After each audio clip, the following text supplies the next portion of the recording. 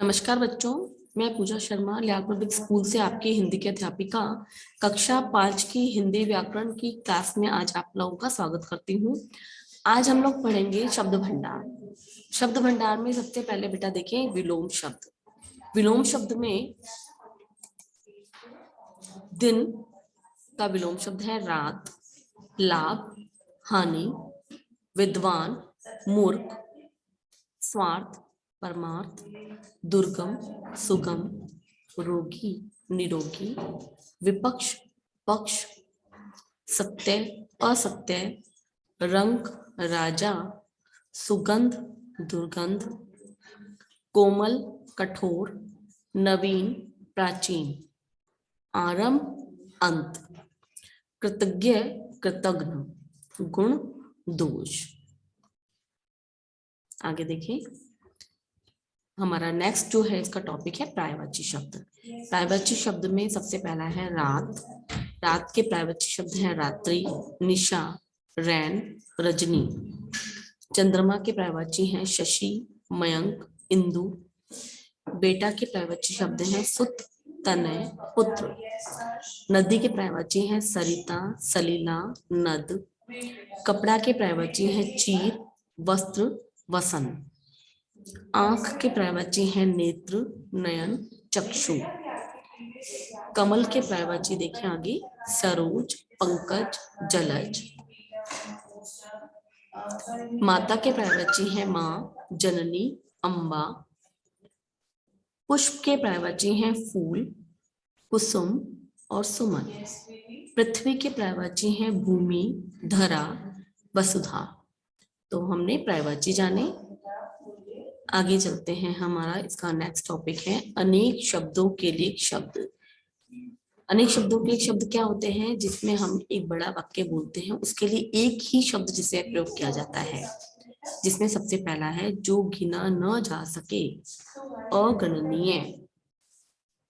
Number 2, ईश्वर को न मानने वाला, नास्तिक। नंबर 3, जो परिचित न हो, अपरिचित। नंबर 4, सब कुछ जानने वाला, सर्वज्ञ। नंबर 5, जो क्षमा के योग्य हो, क्षम्य। नंबर 6, जो शरण में आया हुआ हो, शरणागत। नंबर 7, रचना करने वाला, रचयिता। नंबर 8, जिसके समान कोई दूसरा न हो, अद्वितीय। नंबर 9, ईश्वर में विश्वास करने वाला, आस्तिक। नंबर 10, अपने देश में बनी वस्तु, स्वदेशी। नंबर 11, जिसका कोई आश्रय न हो, निराश्रय।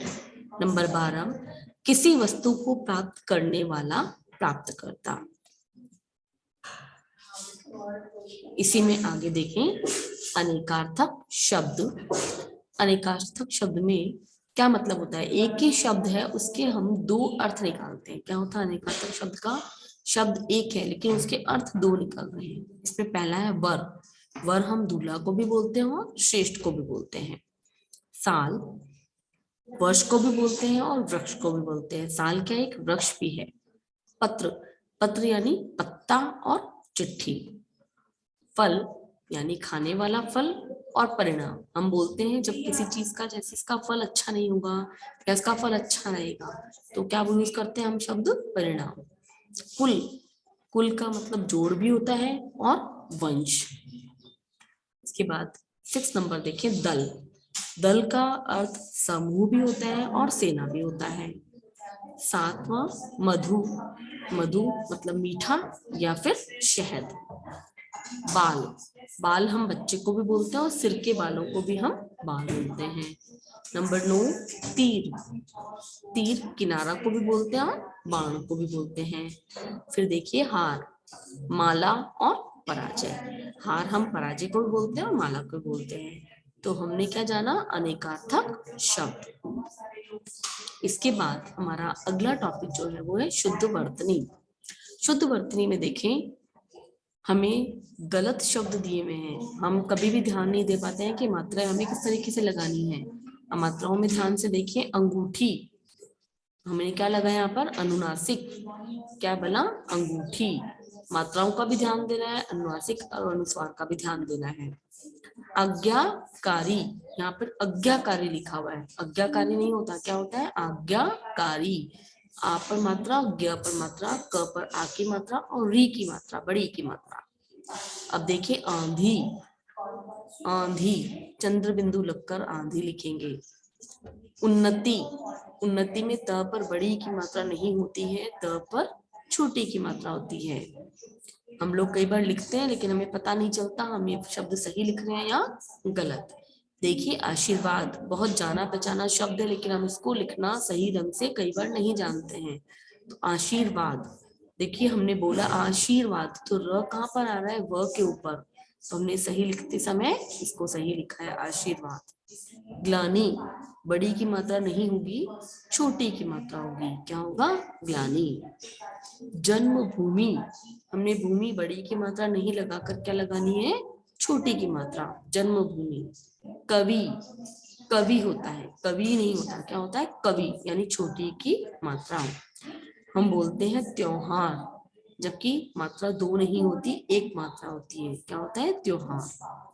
पत्नी, पत्नी में त पर मात्रा नहीं आएगी, न पर मात्रा आएगी, पत्नी। दीपावली, दीपावली में छोटी की मात्रा द पर नहीं लगकर किस टाउन से लगेगी, बड़ी की मात्रा, तो क्या बनेगा, दीपावली। सन्यासी, अब सन्यासी में स पर भी अनुस्वार लगेगा और आधा न भी लगेगा, तो क्या बनेगा, सन्यासी, यानी बड़ी की मात्रा और ऊपर स के ऊपर अनुस्वार और आधा न, फिर बनेगा सन्यासी। फिर अगला शब्द ध्यान दें, विद्यालय, विद्यालय में ध नहीं होता है, द के अंदर ध होता है, तो क्या बनता है, विद्यालय। वायु, वायु में यू पर बड़े ऊ की मात्रा नहीं लगेगी, छोटे ऊ की लगेगी, तो क्या बनेगा, वायु। अब देखिए नेक्स्ट है स्थाई, स्थाई में ई नहीं लगकर य पर बड़ी की मात्रा आती है, तो क्या बनता है, स्थाई। तो हमने सभी चीजों को जाना, शुद्ध अशुद्ध शब्द, विलोम शब्द, पर्यायवाची, अनेकार्थक और अनेक शब्दों के लिए शब्द। आप सभी को अपनी कॉपी में सुंदर राइटिंग में वर्क करना है और मुझे सेंड करना है। ओके बच्चों।